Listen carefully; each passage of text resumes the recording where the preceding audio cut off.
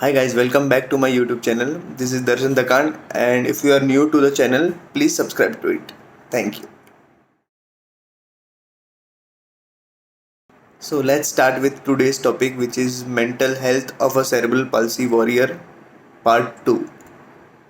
So in 2014 मेरी एक surgery हुई थी जिसमें ऐसा था कि मैं मेरे पैर बेंड नहीं कर सकता था फ्रॉम नीज, बिकॉज उसमें एक प्लेट्स लगे थे और वो सब था। तो वो 3 महीने तक बाय डिफ़ॉल्ट मैं अपने पैर बेंड नहीं कर सकता था। वो प्रोसेस धीरे धीरे 3 महीने तक चल रहा था बेंड करने का। सो उसके बीच एक बहुत अजीब अजीब और कॉमेडी हादसा हुआ मेरे साथ, जिसको मैं आज शेयर करूँगा आपके साथ। सो नॉर्मली जब ये सर्जरी हुई तब मैं अपने सोफ़े पे सोता था, बिकॉज़ बिफोर ऑपरेशन मेरी ये आदत थी कि मैं पैर बेंड करके सोता था।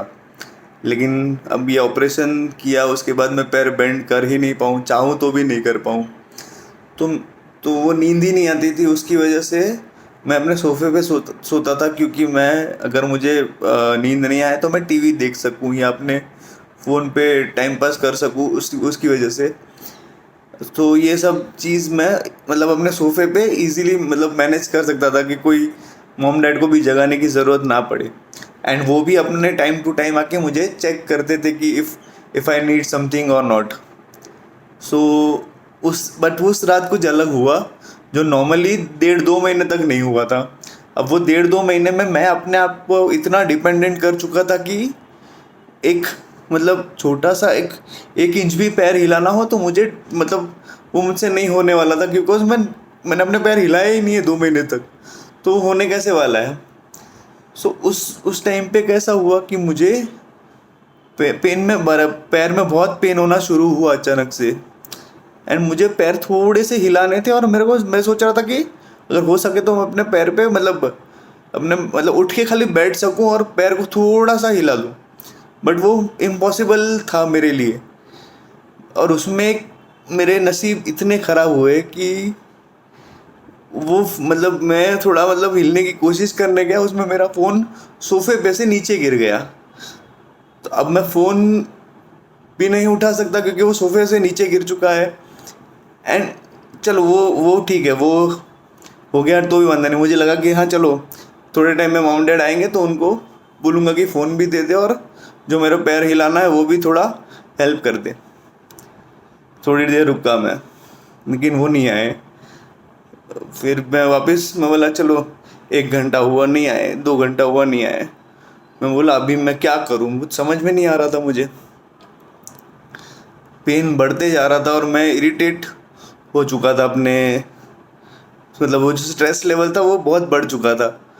तो फिर मैंने चिल्लाना शुरू किया, लिटरली चिल्लाना शुरू किया कि मम्मी पापा कोई आओ, मुझे हेल्प करो प्लीज़ प्लीज़ प्लीज़।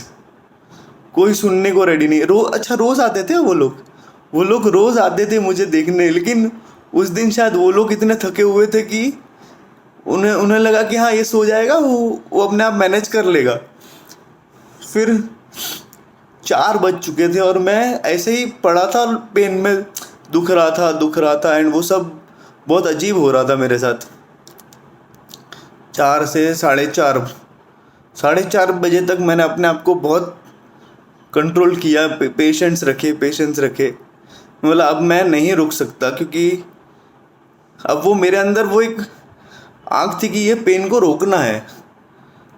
अब नहीं नहीं करूँगा तो मैं ये मेरी परीक्षा है कि शायद भगवान भी यही चाहता था कि मैं अपने आप से खड़ा हूँ वहाँ से।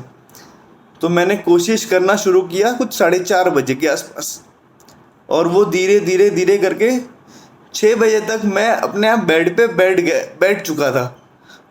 अपने स्प्लिंट्स पहने थे वो निकाल के अपने सोफे पे पैर नीचे करके मैं बैठ गया था। और जब भी मैं बैठा, जस्ट बैठा 1.5 घंटे 2 घंटे बाद, और मम्मी ने दरवाज़ा खोला अपने रूम का और वो बाहर आई और उन्होंने मुझे क्या पूछा, किसने, पप्पा ने बिठाया क्या तुझे। सो वो जो 1.5-2 घंटा था मेरे लाइफ का, जब मैं कोशिश कर रहा था कि मैं खड़ा हो सकूं वहाँ से, और फाइनली 2 घंटे बाद मैं उसमें सक्सेस भी हुआ।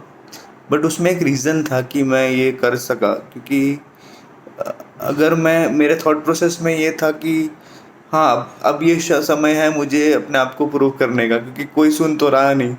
तो अब बेटर है कि मैं अपने आप से कोशिश करूँ and let me prove my self कि हाँ मैं ये कर सकता हूँ। Let me prove my parents कि हाँ ये अब ये अचीव कर लेगा। आगे जाके वो ये मतलब माइलस्टोन निकल जाएगा कि अब उसे बिठाना नहीं पड़ेगा, अभी उठा, मतलब वो एक एक करके एक माइलस्टोन क्लियर होते गए लाइफ के।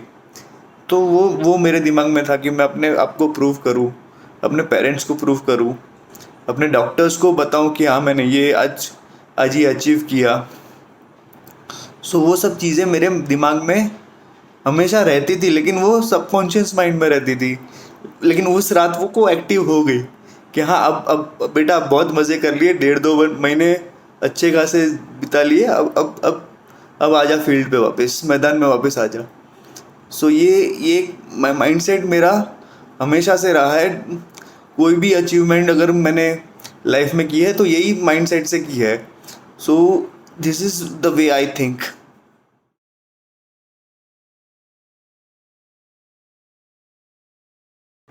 So that's it for today guys.